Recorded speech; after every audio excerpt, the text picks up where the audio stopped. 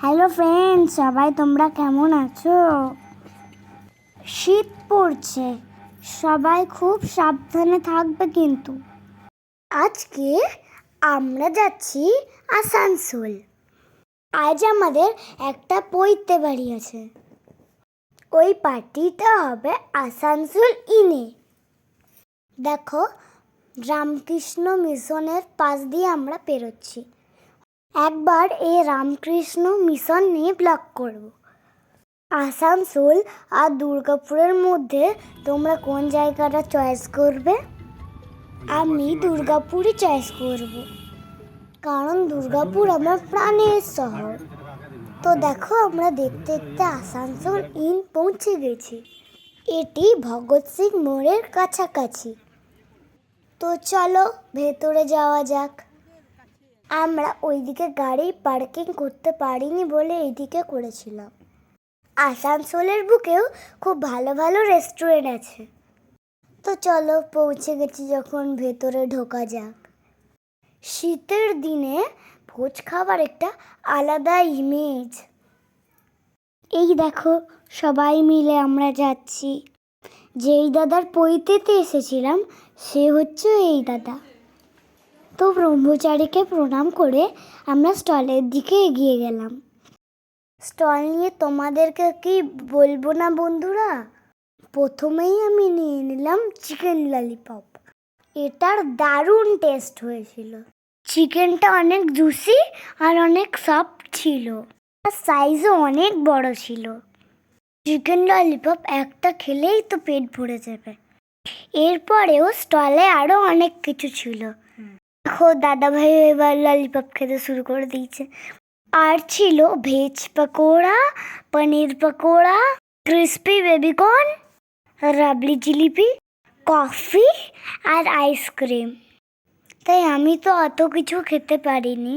এদিকে মা কাম্মারাও একটু ফটো তুলে নিচ্ছে। মেয়েরা সাজতে পেলে না খুব খুশি, আর আমরা দুই ভাই বোন খেলতে পেলে।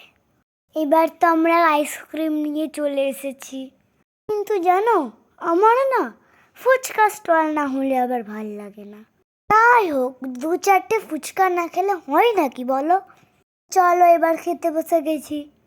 আমরা যেখানেই বসি দুই ভাই বোন তো একসঙ্গেই বসি। এবারেও তার অন্যথা হয়নি। ভেতরে এসি চলছিল, তাও খুব গরম ছিল। দাদা পুতো তো ওখানে খেতে বসেছে। এদিকে বসেছে মা আর বাবা। তো এবার তো খাওয়া শুরু করতে হবে, বলো না? কোর্সেও তো প্রচুর আইটেম ছিল, এত কিছু তো আমরা নিইনি। ফার্স্টেই চলে এলো স্যালাড অ্যান্ড সস। আরে দিল ভেটকি মাছের ফিশ কবিরাজি। ফিশ কবিরাজি ভেটকি মাছ ছাড়া কিন্তু জমে না। আমার যেন স্যালাডের সবচেয়ে প্রিয় জিনিস জানো, পেঁয়াজ। পেঁয়াজ খেতে আমি খুবই ভালোবাসি। সব কিছুতেই আমার একটু কাঁচা পেঁয়াজ হলে কিছু চাই না। তো পেঁয়াজটাই অল্প সস মাখিয়ে খেয়ে নিলাম। ফিশ কবিরাজিটা এত বড় সাইজ ছিল, আমার পক্ষে খাওয়া সম্ভব নয়। আমি আর দাদা ভাই ওরা স্কিপ করেছি। এরপরে আসে কুলচা আর ডাল মাখানি। ওগুলো একটু একটু করে খাই। খুব একটা ভালো না লাগলেও খারাপ লাগে। তারপরেই আসে পোলাও।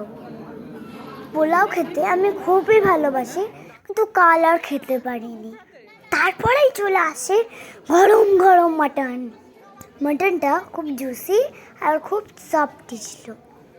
অনেক ভোজবাড়ির মাংস এত শক্ত হয় যে দাঁতই ভেঙে যায়, কিন্তু মাংস ছাড়া যায় না। কিন্তু এক্ষেত্রে সেটা হয়নি। আমরা আসলে না ললিপপ খেয়েই পেটটা ভরে নিয়েছিলাম, তাই আর সেরকম কিচ্ছু খেতে পারছিলাম না। তারপরেই চলে আসে চাটনি আর পাঁপড়। তারপরেই তো বড় বড় রাজভোগ। কিন্তু রাজভোগ যেন রস সমেতই খেয়ে মজা।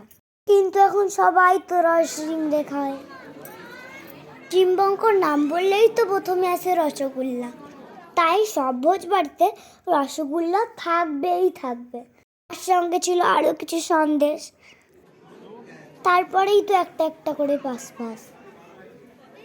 আর এরপরেই আসে গরম গরম হাত ধোয়ার জল। হাতটা ধুয়ে টিস্যু পেপারে মুছে উঠে পড়লাম। চলো এবার তো বাড়ি ফেরার পালা। ব্লগটা কেমন লাগলো জানাতে ভুলো না। বাই।